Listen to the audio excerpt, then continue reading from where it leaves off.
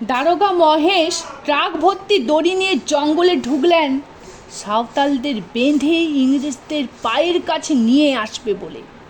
কিন্তু জঙ্গল থেকে গাছের ডালে বেঁধে মহেশ তারকার বডি নিয়ে এলো ওরা। ট্রাকে তুলে পাঠিয়ে দিয়েছিল ইংরেজদের থানায়। মহেশ বলেছিল, তুই কে? সে বলেছিল, আমি কানু মুর্মু, এই জঙ্গল আমার, এই দেশ আমার, এই পাহাড় আমার।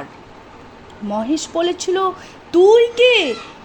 সে বলেছিল, আমি সিধু মুর্মু, এই ধান আমাদের, গম আমাদের, ভেড়া আমাদের, মোষ আমাদের, আমাদের পলাশ আমাদের। 50,000 সাঁওতাল বলেছিল, ডুংরিতে ডুংরিতে আমাদের খুন, ডুংরিতে ডুংরিতে আমাদের আত্মা, ডুংরিতে ডুংরিতে আমাদের প্রতিধ্বনি, ডুংরিতে ডুংরিতে আমাদের হুল। আমাদের চেনো না তুমি সাহেব, ইংরেজি শুনে আমরা ডরাই না বাবুদের মতো। মহেশ ঢুকেছিল ট্রাক ভর্তি দড়ি নিয়ে। সে দড়ি কাল হলো।